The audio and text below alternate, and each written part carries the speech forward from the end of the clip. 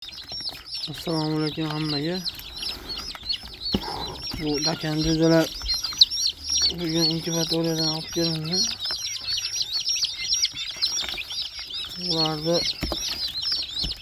bugun ochib chiqqan kundan boshlab to katta bo'lib, katta xo'roz bo'lib yetishdi.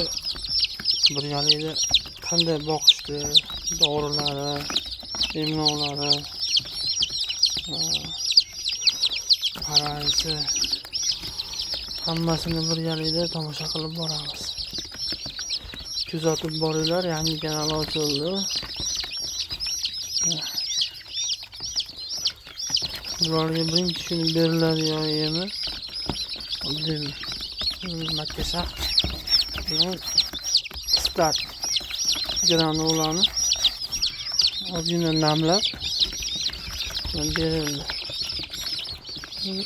Tuxum bilan piyozni qirg'ishdan o'tkazib berildi. Bular yeyishni boshladi.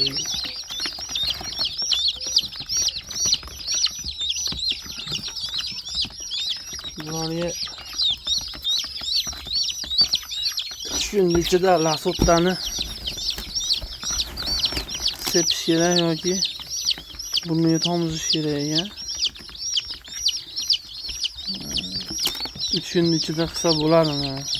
Kommentariyada fikrlarni qoldiringlar.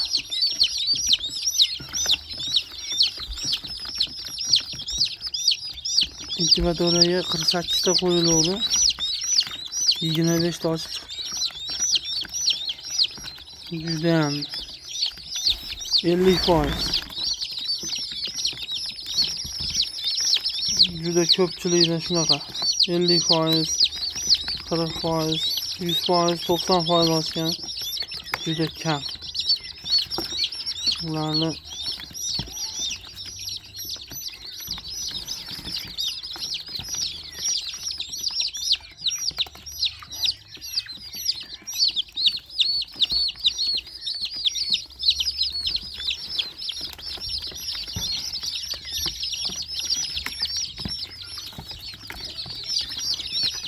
keyingi videolarda ularni ota-onalarini ko'rsatamiz.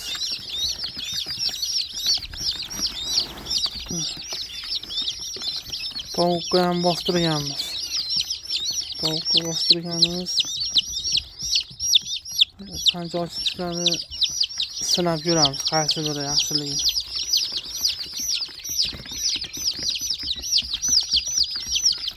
İnkubatoriyadan chiqqan daganlarni ko'pchilik yoqtirmaydi, boshqa bo'lmaydi. Sinov bu. Birinchi video, mana birinchi marta o'zi dakanni ko'paytirishim nima? Qasaki baqarni oldim. Anjon qorani. Sinovdan yaxshi o'tsa, inkubatoriyaga nasib qilsa ochiramiz kuzda. O'sha dekabrga ochirib, ertak qilib chiqaramiz. Sovqotishni boshladi.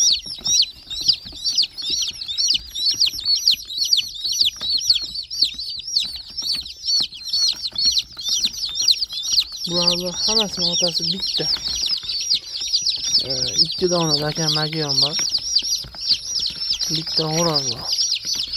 Shunday chiqadi. Keyingi videolarda ota-onasini ko'rsatamiz. Bundan katta partiyalar bor, ularni ham video qilib alohida chiqaramiz, xudo xolasa. Sovqotishni boshladi. Kechroq qoldi. Endi bular lampiyasini yoqib, nima vitamin beriladi, qanaqa emlov qilinadi. Ko'pchilik shol bo'lib qoladi deydi, oyog'i ishlamay qoladi deydi.